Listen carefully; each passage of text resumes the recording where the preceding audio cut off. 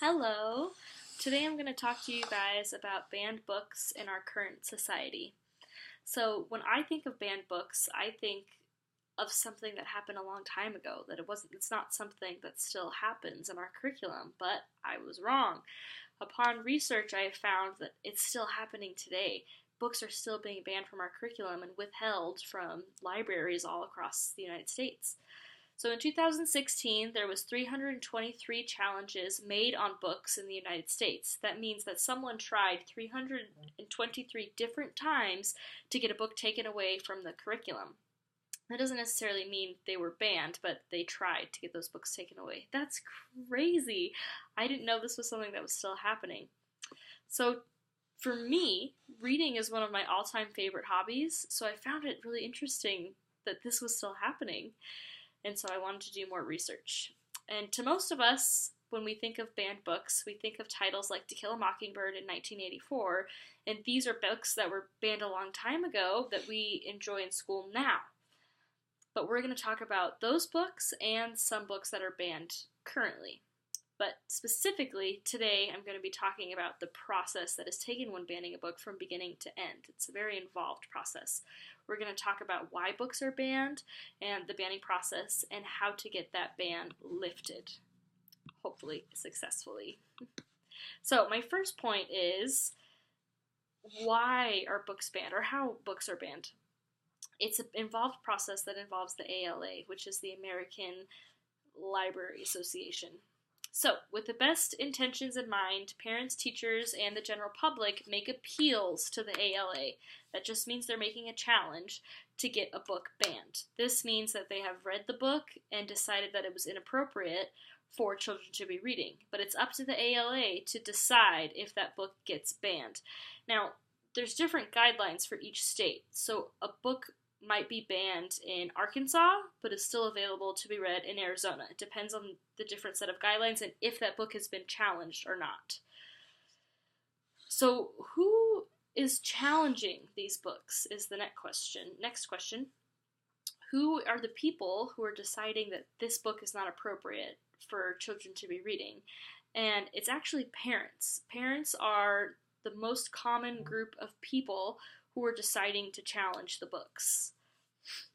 So, my next point is, why are these books being banned? Because we can understand that the books are being banned. We can see the list of books being banned, but why is this happening? And the answer to that is censorship. So censorship has always been very prominent within the realm of literature, and books in particular have been banned for years in order to shield the public from content that is deemed inappropriate. So that's things like racial slurs and inappropriate happenings within novels, or maybe descriptions of nudity, or things that maybe need to be regulated for certain ages of children to read. And one of the most common ones is one that I mentioned earlier, which is racial slurs. And the book that has been banned the most due to racial slurs is To Kill a Mockingbird, written by Harper Lee. And according to the Washington Post, Michael Carey discusses why they decided to ban that book. And she says, "We felt that we could still teach the same standards and expectations through other novels that didn't require students to feel humiliated or marginalized by the use of racial slurs." So it's important to understand that the books are being banned in order to protect people in school. Even though it is an important part of literature, we still have to be conscious of other people's feelings. And my next book is Beloved by Toni Morrison, which is an example of the other very common reason why books are banned, and it's because they're deemed inappropriate for nudity and violence. So it was banned in 1987, and although it was written by the most amazing and influential author, it was banned from the public because it was deemed inappropriate. This is a book that is very important, but was banned for a similar reason as To Kill a Mockingbird. Someone decided that children shouldn't be reading this book in school, so it was banned. It's not banned now, but it was. So, now that I've talked about some of the reasons that books are banned, let's discuss how to lift this ban. Because as we all know, we can go to school, in high school and elementary school, and read To Kill a Mockingbird and read 1984. Those are books that are available to us today. So how does that ban get lifted? So In most cases, challenges and bans are shifted and the banned book is reincorporated into school systems, like To Kill a Mockingbird and even Harry Potter. In 2012, Harry Potter was banned for witchcraft, but it's now incorporated. And that is mostly due to academic freedom. According to the ALA, they recognize that our Constitution, the importance that our Constitution correlates with academic freedom and the ability to have the right to subject oneself to any gaining of knowledge. So that means that the ALA recognizes that it's within our right as citizens to read what we want to read, even as young children. So, in the United States, the Supreme Court has consistently ruled that academic freedom is a constitutional right under the First Amendment. And that's something that's very important. That's why most books that are banned are eventually overturned. Another appeal is made that it's our constitutional right to be able to read them. And a quote from the ALA Association is, "Congress shall make no law abridging the freedom of speech or the press." And that's from the ALA.org.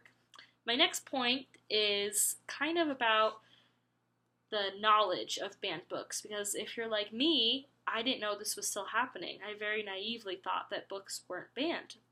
So there's an organization that is spreading the knowledge about banned books, and it's the bannedbookweek.org.